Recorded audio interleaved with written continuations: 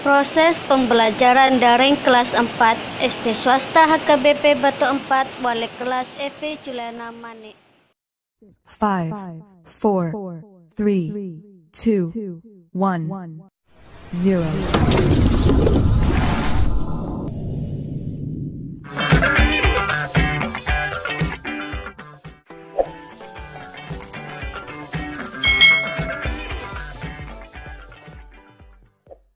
Hari ini kita akan belajar bersama-sama untuk mata pelajaran tematik kelas 4.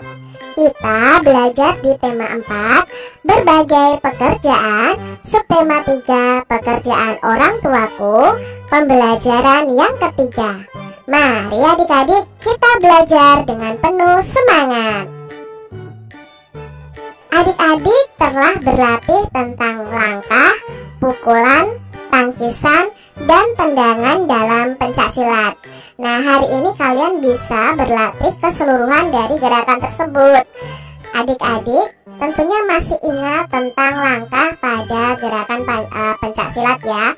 Ada langkah ke depan, langkah ke belakang, langkah ke samping, lalu ada langkah serong ke depan, langkah serong ke belakang. Jadi ini adalah gambar langkah dalam pola langkah dalam pencaksilat. Adik-adik tentunya masih ingat karena ini sudah kita pelajari pada pembelajaran sebelumnya.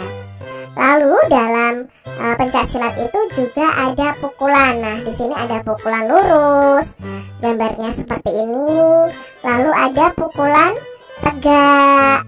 Lalu berikutnya ada pukulan bandul, ya. Pukulan bandul, lalu ada pukulan melingkar. Nah, ini tadi adalah jenis-jenis pukulan dalam pencaksilat. Lalu berikutnya ada tangkisan. Nah, kalau lawan kita memukul, maka kita harus menangkis. Nah, di sini ada tangkisan dalam, ya.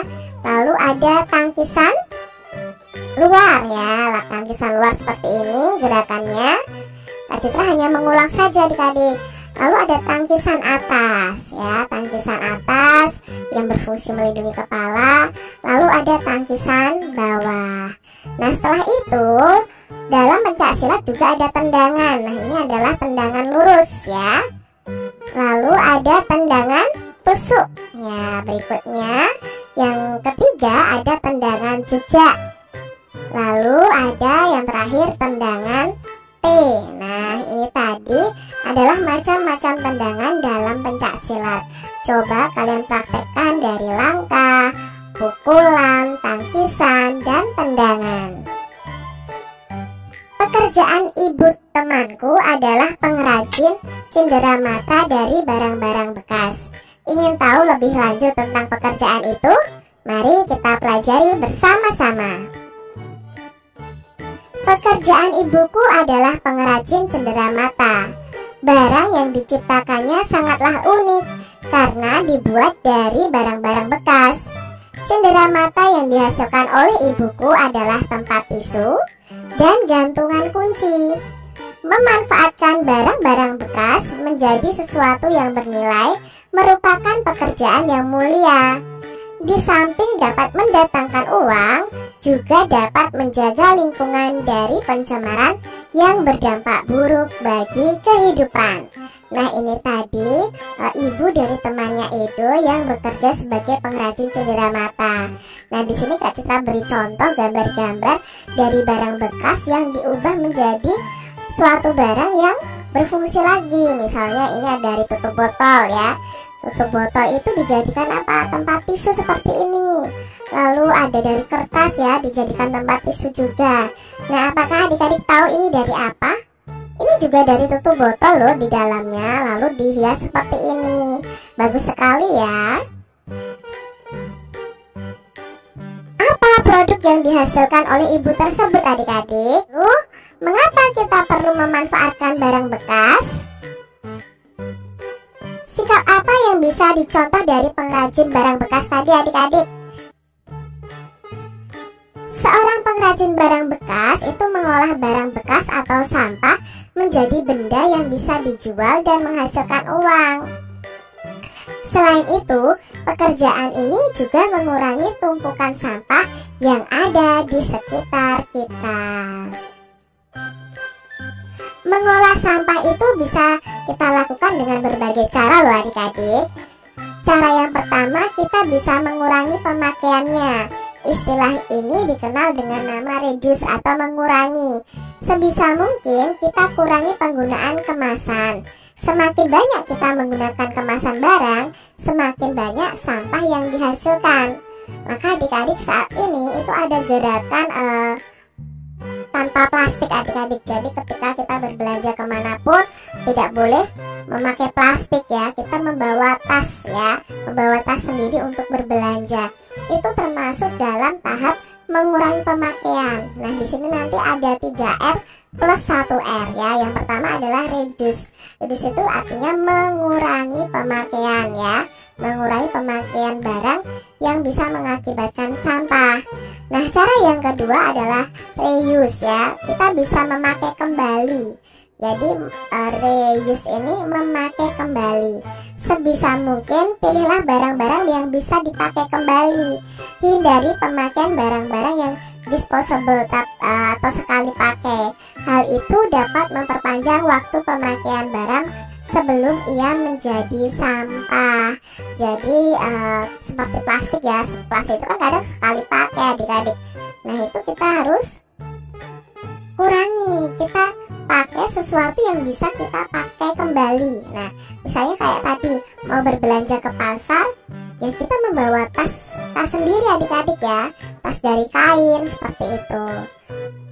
Lalu cara yang ketiga adalah mendaur ulang. Nah, istilah ini dikenal dengan recycle. Nah, recycle itu mendaur ulang. Sebisa mungkin barang-barang yang sudah tidak berguna lagi itu bisa didaur ulang.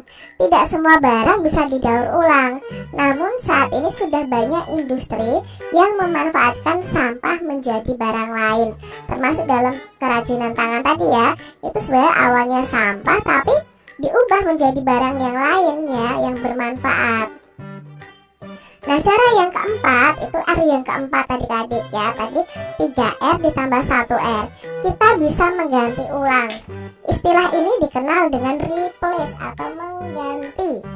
Nah, teliti barang yang kita pakai sehari-hari. Gantilah barang-barang yang hanya bisa dipakai sekali dengan barang yang lebih tahan lama. Telitilah agar kita hanya memakai barang-barang yang lebih ramah lingkungan. Misalnya ganti kantong kresek atau kantong plastik kita dengan keranjang bila berbelanja.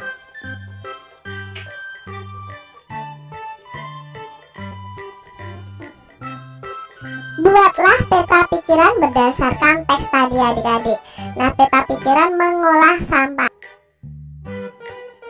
Tuliskan sebanyak-banyaknya nih adik-adik, atau sebutkan sebanyak-banyaknya kegiatan yang bisa kamu lakukan untuk memanfaatkan sampah.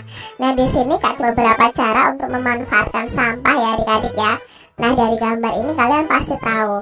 Yang pertama, pembuatan kertas daur ulang. Nah, kertas itu yang sudah terpakai ternyata bisa didaur ulang untuk menghasilkan kertas yang baru. Tapi prosesnya memang tidak gampang adik-adik.